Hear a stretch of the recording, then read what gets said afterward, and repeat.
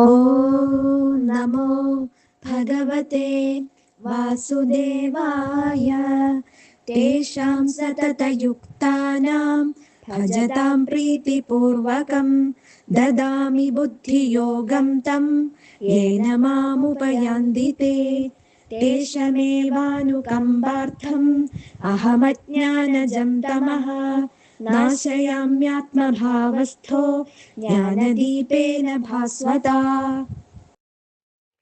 ഓം നമോ ഭഗവതേ വാസുദേവായ. എല്ലാ സജ്ജനങ്ങൾക്കും നമസ്കാരം. ഇന്ന് നമ്മൾ പഠിക്കാൻ പോകുന്നത് വിഭൂതിയോഗം എന്ന അധ്യായത്തിലെ, അതായത് 10-ാം അധ്യായത്തിലെ ഏതാനും ശ്ലോകങ്ങൾ. അധികം ശ്ലോകമില്ല, 2 ശ്ലോകം എന്ന് പഠിക്കുന്നുള്ളൂ. അതിൻ്റെ ആ സത്ത് എന്താണെന്ന് പറഞ്ഞ് മനസ്സിലാക്കിക്കാനുള്ള കഴിവ് ഭഗവാൻ ഉണ്ടാക്കിത്തരട്ടെ എന്ന് പ്രാർത്ഥിച്ചുകൊണ്ട് ആരംഭിക്കാം. തേഷാം സതതയുക്താനാം ഭജതാം പ്രീതിപൂർവകം ദദാമി ബുദ്ധിയോഗം തം യേന മാം ഉപയാന്തി തേ. അങ്ങനെയുള്ള ആളുകൾക്ക്, എങ്ങനെയുള്ള ആളുകൾക്ക്? എപ്പോഴും ഈശ്വര ചിന്തയോടുകൂടി ഭഗവാനെ മാത്രം. ഇതിന് മുമ്പത്തെ ശ്ലോകത്തിൽ പറയുന്നുണ്ട് അവരെങ്ങനെയാണ് ജീവിക്കുന്നത്. മച്ചിത്താ മൽഗതപ്രാണ, അവരുടെ മനസ്സ് മുഴുവൻ എന്നിലായിരിക്കും. എന്നെക്കുറിച്ചുള്ള ചിന്ത, എന്നെക്കുറിച്ചുള്ള ചർച്ചകൾ, ഭഗവത് കഥകൾ പരസ്പരം പറയുക, കേൾക്കുക, ഇങ്ങനെയൊക്കെ ഈശ്വരാഭിമുഖമായിട്ട് ചിന്തിച്ച് ജീവിക്കുന്ന ആളുകൾക്ക് ഞാൻ എന്ത് ചെയ്യുന്നു? ദദാമി ബുദ്ധിയോഗം തം. അവർക്ക് ഞാൻ ബുദ്ധിയോഗം, ഭക്തിയോഗം, ജ്ഞാനയോഗം, കർമ്മയോഗം എന്നൊക്കെ പറഞ്ഞ് ബുദ്ധിയോഗം ഞാൻ അവർക്ക് ഉപദേശിക്കുന്നു എന്ന് പറയുന്നു. എന്താണ് ഈ ബുദ്ധി? ശരിയായ ചിന്ത, ശരിയായ പ്രവൃത്തി. ഇങ്ങനെയുള്ള അഷ്ടാംഗയോഗമൊക്കെ ബുദ്ധൻ പറഞ്ഞിട്ട്, അതുപോലെ യഥാർത്ഥത്തിൽ എന്താണ് ചെയ്യേണ്ടത്, എങ്ങനെ പെരുമാറണം, എങ്ങനെ സംസാരിക്കണം, ഇതൊക്കെ യഥാർത്ഥത്തിൽ വേണ്ടതെന്ത് എന്ന് നമുക്ക് അറിയില്ല. അത് ഞാൻ അവർക്ക് ഉപദേശിക്കുന്നു. അതിൻ്റെ ഫലമായിട്ട് അവർ എന്നിൽ എത്തിച്ചേരുന്നു എന്നർത്ഥം. ജീവിത ലക്ഷ്യം ഭഗവാനിൽ എത്തുക എന്നുള്ളതാണ്. ജീവിതം ജീവിച്ച് എന്താ പറയുക, ജീവിച്ച് ജനിച്ച് മരിച്ച് ഇങ്ങനെ പോവുകയല്ല. അതാണ് നമ്മളൊക്കെ ചെയ്യുന്നത്. കാരണം എന്താ? കർമ്മഫലം. നമ്മൾ ഓരോരോ ലക്ഷ്യം വെച്ച്, ഓരോരോ ഉദ്ദേശം വെച്ച് കർമ്മം ചെയ്ത് ആ കർമ്മഫലം കിട്ടാതെ വരുമ്പോൾ ദുഃഖിതരായിട്ട് പലരും ആത്മഹത്യ വരെ ചെയ്യും. അങ്ങനെയൊക്കെ ജീവിതം ഇങ്ങനെ നീണ്ടുപോകും. അതിൽ നിന്നൊക്കെ ഒരു മോചനം കിട്ടണമെങ്കിൽ ബുദ്ധിയോഗം ഉപദേശിച്ചു തരാം. അതിന് യോഗ്യരാവണം.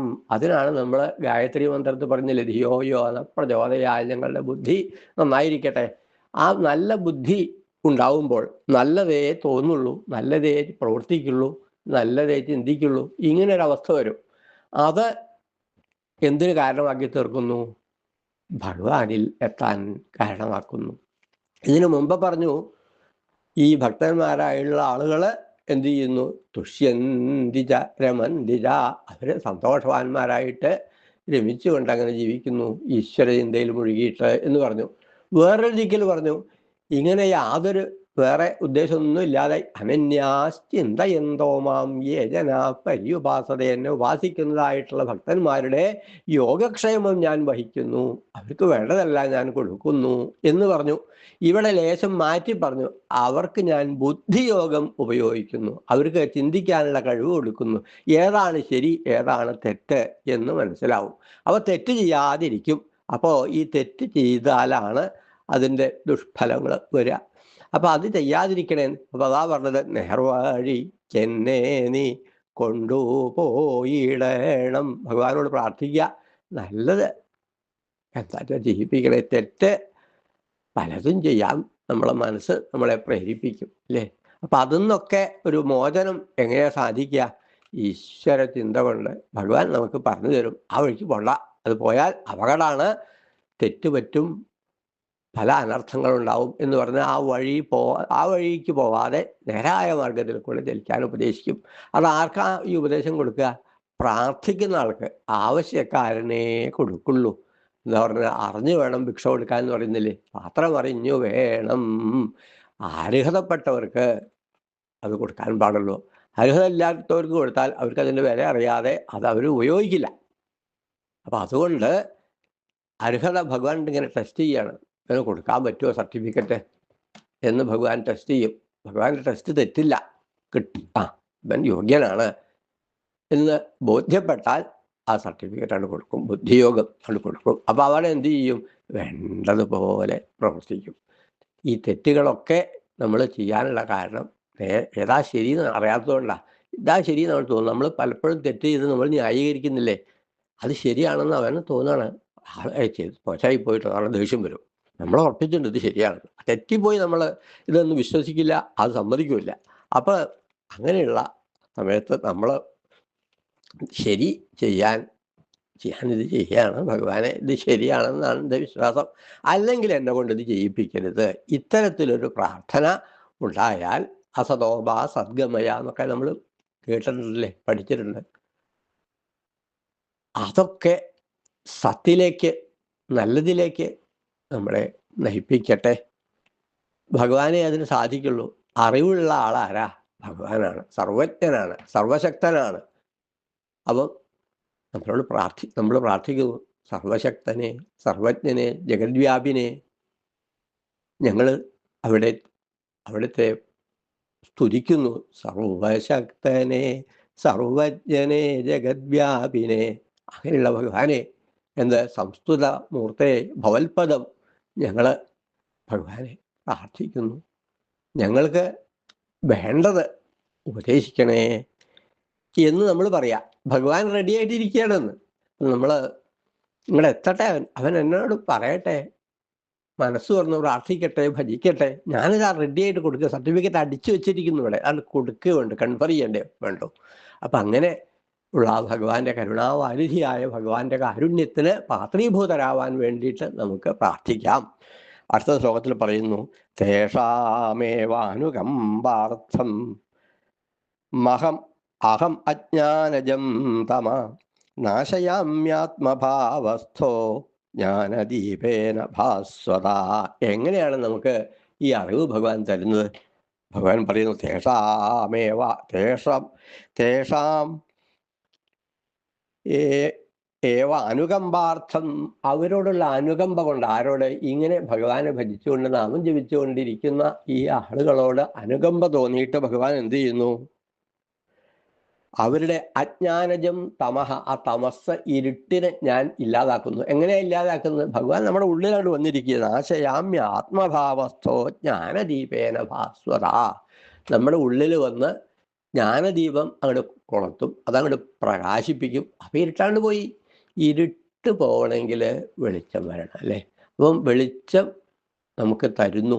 ആര് തരുന്നു? ഭഗവാൻ തരുന്നു. എങ്ങനെ തരുന്നു? നമ്മുടെ ഉള്ളിൽ അങ്ങോട്ട് ഭഗവാൻ വന്നാൽ, പ്രകാശസ്വരൂപനാണ് ഭഗവാൻ, പ്രകാശമാണ്. അപ്പം ആ ജ്ഞാനപ്രകാശം നമ്മൾക്ക് ലഭ്യമാകുന്നു. നമ്മുടെ ഉള്ളിൽ ഭഗവാൻ വന്നു ചേരുന്നു, എത്തിച്ചേരുന്നു. അതിനുള്ള ആ ഒരു രീതി ഭഗവാൻ അങ്ങനെ എളുപ്പത്തിലൊന്നും വരില്ല. ആ ഉള്ളിൽ പോയാൽ ഇതെന്താ തോന്നുന്നു, ഉള്ളിൽ വന്ന് എന്നെ ഇങ്ങനെ വിഷമിപ്പിക്കുന്നു എന്ന് തോന്നുന്ന ആളുകളുണ്ടാവും. ഇപ്പം ഈശ്വര നാമം ചെവി കൊത്ത്, ഇതിങ്ങനെ ചെയ്ത് നാരായണ നാരായണ, ഇങ്ങനെയുള്ള അത്തരം ആൾക്കാരുണ്ട്. അല്ലെങ്കിൽ പുച്ഛിക്കുന്ന ആൾക്കാരുണ്ട്. ഇതൊന്നും അല്ല ശരി എന്ന് വിചാരിക്കുന്ന ആൾക്കാരുണ്ട്. അപ്പം അവരെടുത്ത് പോയിട്ട് ഭഗവാൻ ജ്ഞാനദീപം കൊണ്ട് ഇത് ആര് പറഞ്ഞു ഇവിടേക്ക് വരാം, ഇത് ഇവിടേക്കുള്ളതല്ല എന്ന് പറഞ്ഞാൽ നമുക്കില്ല. ചില സാധനങ്ങൾ ഇവിടെ കൊണ്ടുവന്നത് ഇതെനിക്ക് വേണ്ട, ഞാൻ ഇത് ഓർഡർ ചെയ്തിട്ടില്ല. നമുക്ക് ആവശ്യമില്ലാത്ത ചില ആൾക്കാർ ഇവിടെ ഓരോന്ന് തരട്ടേന്ന് ചോദിക്കും. ഇതൊന്നും ഇവിടെ വേണ്ട.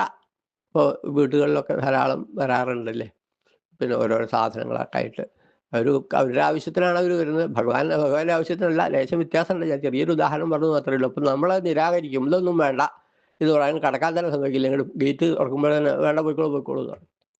അതുപോലെ ഭഗവത് സാന്നിധ്യം ആവശ്യമില്ലാത്ത ആളുകൾ ഈശ്വരവാദികളായിട്ട്, അല്ലെങ്കിൽ ഇതൊന്നും അല്ല ശരി, ഇതൊക്കെ വെറുതെ നേരം പോക്കിന് പറഞ്ഞു നടക്കുന്നതാണെന്ന് വിശ്വസിക്കുന്നതായിട്ടുള്ള ആളുകളും ഉണ്ടാവും.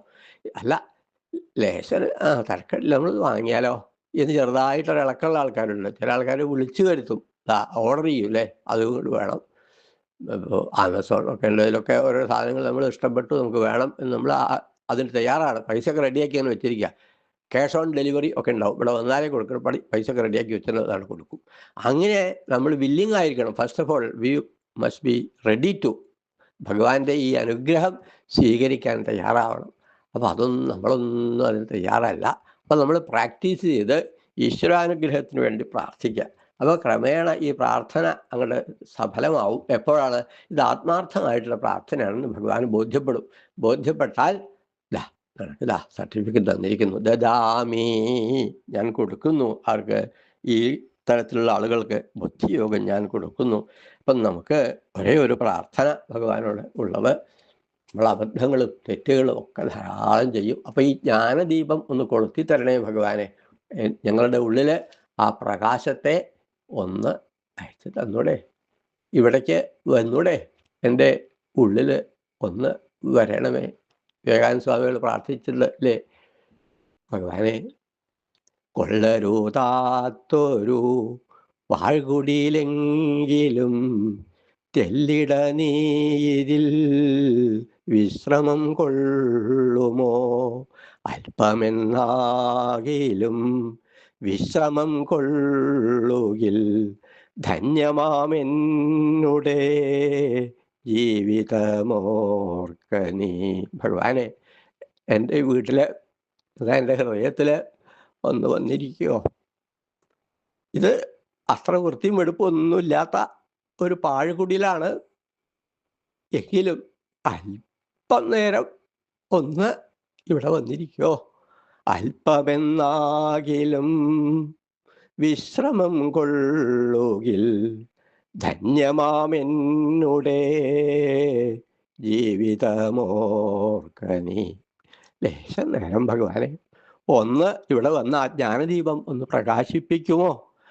കുറച്ച് നേരം മതി. അതിൻ്റെ എഫക്റ്റ് വളരെ കൂടുതലാണെന്ന് എനിക്കറിയാം. ഇവിടെ കൊള്ളൂല്ല. എൻ്റെ ഹൃദയം പലവിധം മാലിന്യങ്ങളാൽ, എന്താണ്, കാമക്രോധ മത ലോഭ മാത്സര്യം, പല എന്താ പറയുക, വൃത്തികേടുകളും മാലിന്യങ്ങളും കൊണ്ട് നിറഞ്ഞിരിക്കുകയാണ്. ഞാൻ അടിച്ച് നന്നാക്കാനൊക്കെ ശ്രമിച്ച് നോക്കിയിട്ടുണ്ട്, ലേശം സ്ഥലമൊക്കെ. അവിടെ ഒന്ന് വന്നിരിക്കുമോ, ഭഗവാന്റെ സാന്നിധ്യം ഒന്നുണ്ടാകുമോ എന്ന് പ്രാർത്ഥിക്കുന്നുണ്ട്. ആത്മാർത്ഥമായിട്ട് ഇങ്ങനെ പ്രാർത്ഥിച്ചാൽ ഭഗവാൻ കൊണ്ട് വരും. എത്ര മാലിന്യം ഉണ്ടെങ്കിലും ഒരു തീക്കുപ്പരി പോലെ അത് മുഴുവൻ കത്തിച്ച് ജ്വലിപ്പിച്ച് ഇല്ലാതാക്കും, ഭസ്മമാക്കും. അപ്പം ഈ ഭസ്മമാക്കുക, ചീത്ത വികാരങ്ങളെയും ചീത്ത പ്രവൃത്തികളെയും ഒക്കെ ഇല്ലാതാക്കുവാൻ ഭഗവാന്റെ സാന്നിധ്യം ഉണ്ടാവട്ടെ എന്ന് പ്രാർത്ഥിച്ചുകൊണ്ട് നമുക്ക് ഇന്നത്തെ ക്ലാസ്